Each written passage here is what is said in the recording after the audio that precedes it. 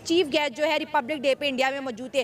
अब इंडोनेशिया ने एक बहुत बड़ा जो है ऐलान किया है कि हम जकार्ता जो कि इंडोनेशिया का कैपिटल है वहाँ पर एक हिंदू मंदिर बनाने जा रहे हैं और इसको इनागुरेट भी प्राइम मिनिस्टर नरेंद्र मोदी करेगा। अगर हम मोदी साहब की पॉलिटिक्स देखें तो उन्होंने इंडिया के अंदर भी और इंडिया के बाहर भी हिंदुइज्म को बहुत ज़्यादा प्रमोट किया है। और पहले वो क्या करते हैं, इकोनॉमिक टाइज किसी भी कंट्री के साथ स्ट्रॉन्ग करते हैं। जब वो कंट्री इंडिया के साथ बहुत ज़्यादा स्ट्रॉन्ग रिलेशन में आती है तो फिर वहाँ पर रिक्वेस्ट की जाती है कि एक हिंदू टेम्पल जो है बना दिया जाए। और हमें कहीं ना कहीं एज अ पाकिस्तानी ऐसा लगता है कि मोदी साहब अपने टेन्योर में पूरी दुनिया में ये चीज़ कंफर्म करवाना चाहते हैं कि जहाँ जहाँ भी हिंदू वो इस चीज़ को याद करें कि इंडिया में एक ऐसा वज़ीर आज़म आया था जिसने पूरी दुनिया में जो है टेम्पल बना दी। इसकी सबसे बड़ी एग्जाम्पल हम अबू धाबी के टेम्पल की करते हैं, जहाँ पर कभी टेम्पल बनाने का कोई सोच ही नहीं सकता था, यूएई ने वो टेम्पल बना दिया। सऊदी अरेबिया ऐसी स्मार्ट सिटी डेवलप करने जा रहा है जहाँ पर टेम्पल बनाने की बात की जा रही है। और अब इंडोनेशिया भी, इंडोनेशिया पहले से ही जो है हज़ारों सालों का जो कल्चर है सनातन उसको जिंदा किए हुए है और एक और टेम्पल बनाने जा रहा है। ये बहुत ही इंटरेस्टिंग टॉपिक है। और जहाँ पे मसाजिद की बात करें, क्योंकि एज अ मुस्लिम कंट्री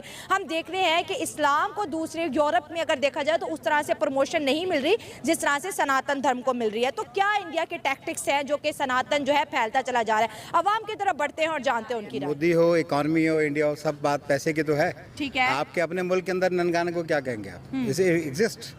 खैर रिलीजन्स का एहतराम होना चाहिए। ठीक है, और अगर कंट्रीज एक दूसरे का एहतराम करते हैं ठीक है, तो मेरे ख्याल में होना चाहिए।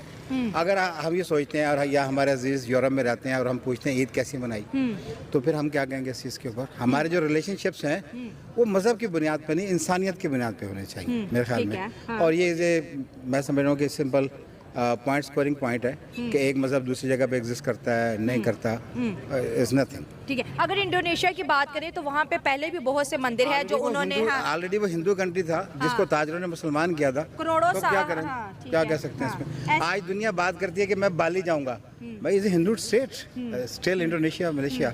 आप जब बात करते हैं तो थिंग्स आर देयर, मौजूद हैं। आज आपकी उम्र 70-72 साल है, तो 70 साल पहले आप क्या थे?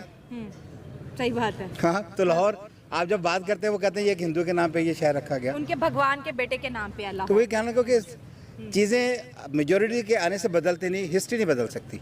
अगर आज आप मेजोरिटी पे है तो क्या हिस्ट्री बदल देंगे? लाहौर का नाम तक तो बदल नहीं पाए आप। कृष्ण नगर आज भी मौजूद है ना यहाँ पे, तो वो तो बदल नहीं सके आप। तो बहुत सारी ऐसी चीज़ें नहीं बदल सके। बट ये कि हमें एक दूसरे के रिलीजन का एहतराम करना चाहिए। आप उनको करना चाहते हैं अपने जैसा, तो अपने आप को एग्जाम्पल तो बनाइए, सैंपल तो बनाइए। यहाँ पे तो हम कन्वर्जन की बात नहीं करें सर, हम यहाँ पे इकोनॉमी की भी बात करते हैं ना कि इंडिया ने मुस्लिम कंट्रीज को इकोनॉमिकली अपने साथ इतना इंगेज किया। और मोदी साहब क्योंकि वो सेकुलर खुद को नहीं मानते, वो खुद को हिंदू मानते हैं, और जहाँ कहीं भी उनको कोई प्रिविलेज मिलता है तो वो कहते हैं प्लीज़ हमारे लिए एक मंदिर बनवा दो। तो आप समझते शायद वो समझते कि जब मैं पॉइंट स्कोरिंग है, जब मैं चला जाऊँगा तो हिंदुओं में मैं जिंदा रहूंगा। देखिए पॉइंट स्कोरिंग को तो आप कुछ नहीं कह सकते ना, पॉलिटिकल मूव्स पॉलिटिकल मूव है, तो आप इसको पॉलिटिकल मूव कहें, आप इसको मैं समझता हूँ कि मजहब की जंग नहीं कह सकते। हाँ, ठीक है, तो पॉलिटिकल मूव है, चलती रहती है, कोई ऐसी बात नहीं है। आप ये देखें कि डोनाल्ड ट्रंप ने कभी नहीं कहा कि यार एक कोई नया चर्च बना देता हूँ यहाँ पे, उसको जरूरत नहीं है शायद इन चीज़ों की।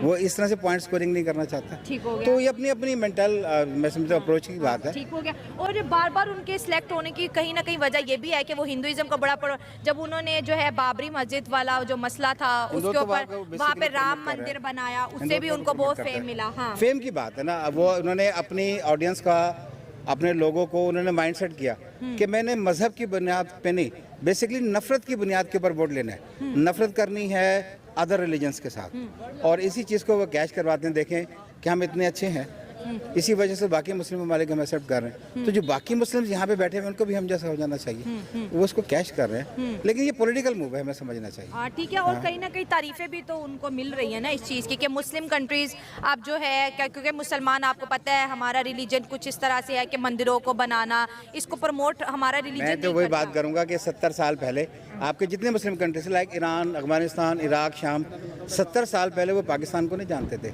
मगर वो इंडिया को जानते थे। जितने भी कदीम मुल्क हैं उनकी डिप्लोमेसी और उनकी सफारतकारी वो इंडिया के साथ है। ठीक है, वो इंडिया को आज भी प्रेफर करेंगे, वो कहेंगे इनसे हमारे हजारों साल के ताल्लुकात हैं।